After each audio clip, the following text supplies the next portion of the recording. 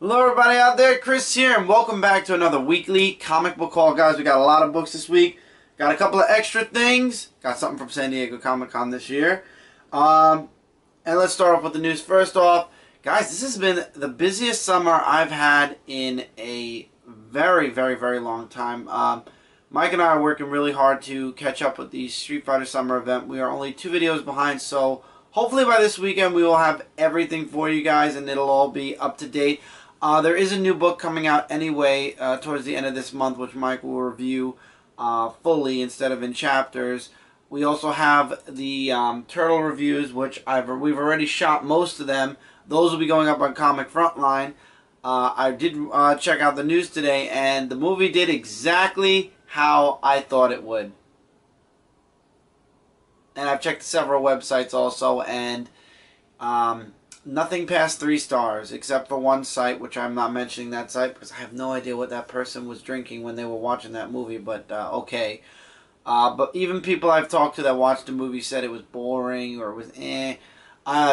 Personally, from what I'm hearing, I'm probably not going to watch the movie due to what everybody's saying, but beside the point, from word of mouth, from other people and from other reviews, I'm guessing this movie is no more than 3 stars anyway, and that's even giving it at best 3 stars, because I'm hearing 1, 1.5, 2, minus the 1 5-star review, or 2 or 3 5-star reviews I've seen. That's it. Everything else is 1s and 2s. So I'm going to give it a 3 because of the other 5-star reviews. And I'm still not going to probably watch it anyway because I don't need Megan Fox and Michael Bay ruining my childhood. So if I do find a bootleg or something, maybe, I don't know. But I'm not watching it in the movie theaters, that's for sure. So I think that's about it for the news. Look forward to a couple of reviews from Mike and I. Those should be going up this weekend also. Yeah, so let's get into the books this week. We get into the extras. For those of you that go to your comic shops this week, for free you get the Valiant Pull Box Preview for Q2, the return of Quantum and Woody. So this is a freebie. You get a little bit of a preview of things coming out from Valiant. So there's that. Now let's get into the books. I set up the books so Michael's goes first. Superior Foes of Spider-Man, issue number 14. It's still not canceled is the description this gets. Very interesting cover for Iron Fist, the Living Weapon, issue number 5. Very interesting cover, Michael. Yep. Hulk vs. Iron Man, issue 4. I believe this is the last one. Yep, that's the conclusion. We did not get the last part to the Thor Original Sin because Mike lost interest in the book, so... It didn't hold my interest, that's it. Now there's a reason why we have Black Widow number 9. That's because we have Punisher number 9, and they go together this week. And there will be a dual review, so expect that. Phantom Stranger, issue number 22. Green Arrow, issue number 34. And Hinterkind, issue number 10. If it doesn't hold my interest, I'm going to drop it. Sonic Universe, 66. And that's it for Michael's books. Now, this week, for $1, guys, you can get the DC Comics Essential Batman The Dark Knight Returns. It's basically a preview. I'm surprised it's actually in a plastic, but it's basically a preview of the first issue, and then you can flip it over, and you have the for those of you who got the essentials or the what books the ordering of the book, they basically add that at the back. Also, I don't know why, but okay. But it's $1 for 99 cents or 100 pennies. It's worth it. So I decided to give it a shot. If the preview's not worthy of really, you know, the $1, I probably won't get any of the other ones anyway. Invincible, issue number 113. I'm looking forward to seeing this story continue forward. 3 Superman books this week, continuing Doomed. Actually, they're out of order, so let me put them in order. Superman Wonder Woman, annual, number 1. There's the first. Action Comics, annual, number 3. And then we conclude everything. Well, we don't conclude the whole series, but we conclude the trilogy of books from Superman this week with Action Comics issue number 34. Now, Mike and I actually, I don't know how this happened, but we ended up getting two of this one. We have Grim Fairy Tales, Masumi Blade of Sin, issue number 1. We got two different covers. So I don't know how Mike and I obviously ordered it, but we both wanted different covers apparently. So They look awesome still. yeah, both covers look awesome. I really like it. Goddess Inc. issue 1, continuing the Godstorm line under a different name, of course, but it's still the Godstorm line. New 52 Futures End issue number 14. Let's see if I'm going to keep this after this issue. New Warriors issue number 8. The Legendary Star Warlord issue number 2. Looking forward to reading that. Miles Morales, The Ultimate Spider-Man issue number 4. Rocket Raccoon issue number 2. I had to give it another shot, guys. I know a lot of people didn't like this book, but I like Rocket Raccoon, so I'm going to give it another shot. See if I like it. It's back, but at least we get to keep Amazing Spider-Man this time. Superior Spider-Man issue number 32. Alright, now there's a variant series going on every month. DC's doing a new variant series. I decided to get this one because I didn't like the original cover. So Green Lantern issue 34, this is the selfie cover. This month, The DC's selfie doing cover? selfies, yeah. Oh God. I didn't get the Superman one. I couldn't bring myself to. Grayson, issue number 2. Let's hope that this gets better or else this isn't going to continue with me. Earth 2, issue number 26, which I know is awesome. Because it's Earth 2. And Batman Eternal, issue number 18. That's it for the books. Extras this week, guys. I ended up checking out eBay.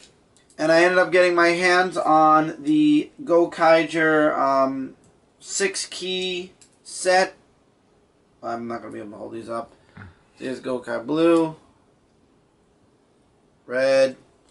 And they all say the same thing on the Gokai Morpher. I'm going to probably end up doing just the Red Ranger keys.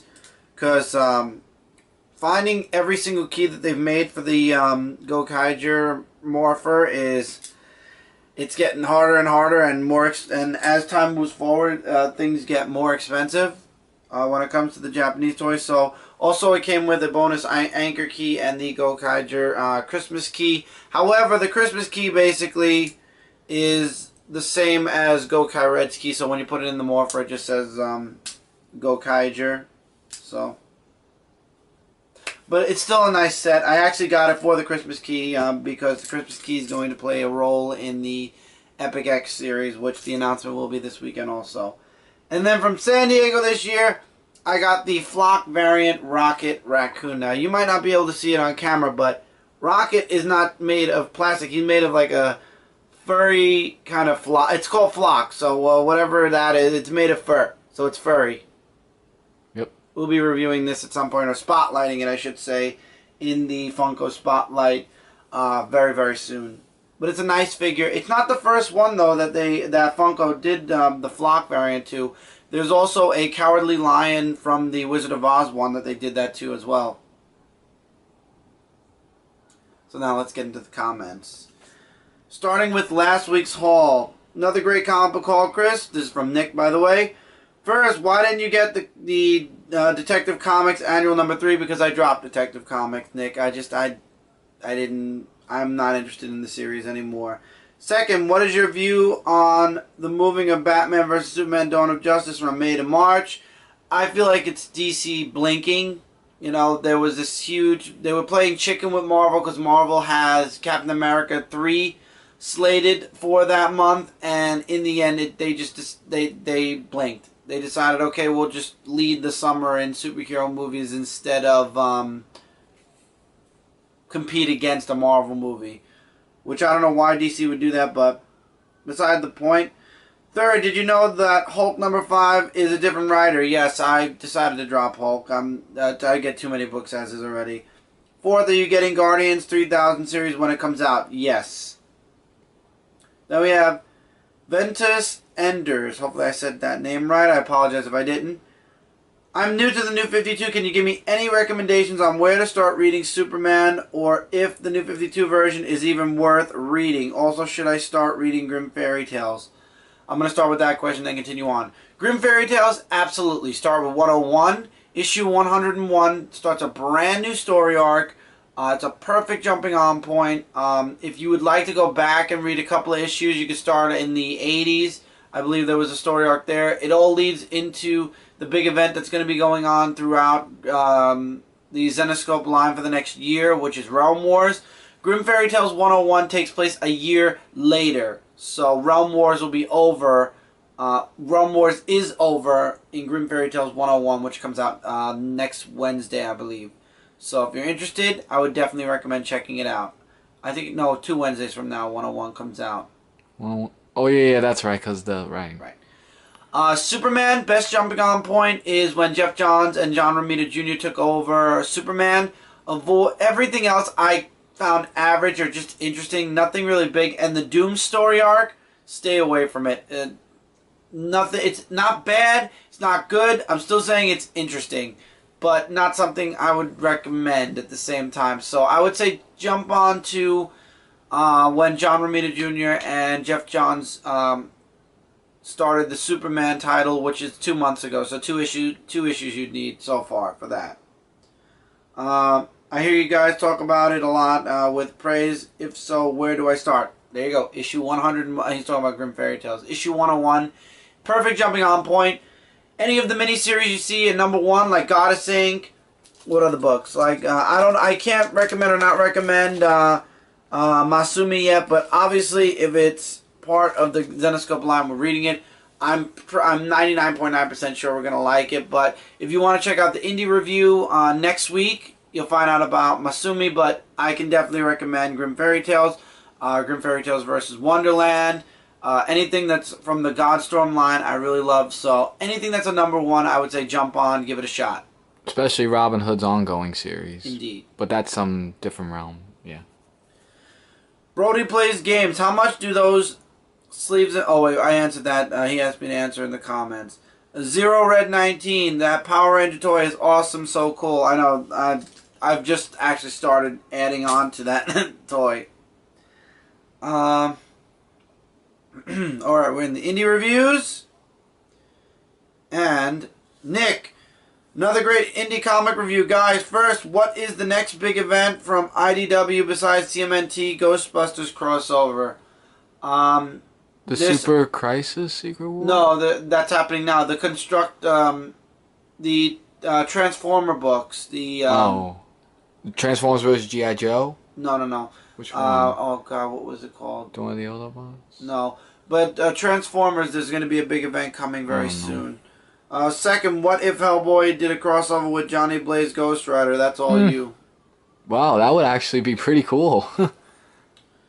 Third, did you watch any of the episodes of Buffy the Vampire Slayer or its spin-off Angel? Yes, I've actually reviewed the first half of Angel's... The first half of the Angel comic series. I've watched Angel, but I was young when I watched Angel. Fourth, who are your guys' favorite indie comic book writers and artists? Way too many to list. I don't know where to start. Exactly, this is way too many to list. So now we're going to DC Comics. Nick, another great comic review, guys. First, Chris, where did you get that shirt that you were wearing in this episode of DC Comics? Were you wearing Carmen San Diego? Was I wearing? I'm gonna actually check the video right now because I don't remember what shirt I was wearing anyway. We don't remember what shirt we wear. Shoot, I have so many shirts. It's not even funny. Oh, I remember that. I got that from Rip Tees. It's the Batman: The Dark Knight Returns meets Teenage Mutant Ninja Turtles. Yeah, that was Rip Tees, Nick. It's already gone. It's in the graveyard. Second from Mike, what if John Constantine did a crossover with Castiel from Supernatural? He is an angel on... Yeah, I know he's an angel on Supernatural with Sam and Dean, so... Well, really, John Constantine's the one with magic, but I'm not sure if they let the angel use... I don't know. What was the angel's name? Oh, Castiel, yeah. It would be pretty interesting for a one-shot, maybe, a crossover, but yeah. Third, when do you guys think the Joker might come back? It's going to be a while, Nick. Fourth, for both of you guys, who is the New 52's top 5 best writers currently? Let's stick with Jeff Johns for right now and Tom Taylor. For me is so far Jeff Lemire, who's done really great. And I I don't know anyone else, but I can't think of it right now. But it's really out there. And now we're at Marvel. Nick, again, first, what took this issue of Hawkeye so long to come out? I have no clue, Nick. If I knew, I would be working for Marvel. And I try to find a way to cheapen the books. Second, from Mike, what if Blazing Skull joined the all-new Invaders? He's a Golden Age hero, commonly mistaken for Ghost Rider. It might be a good idea, but not too sure. Maybe. It would work, probably, because of the description he gave of him, so yeah. Third, where is Nick Fury Jr. during Original Sin? I don't know, Nick. Go into the Marvel Universe and ask him where he is. He's probably going to show up in the last 2 issues somewhere, and by the way, he called Nick Fury Knock Fury. I was about to say, who's Knock Fury, and then I realized when you said Junior, Fury, that's a good one. Fourth, from Mike, what if Doctor Strange had a solo story for Avengers World?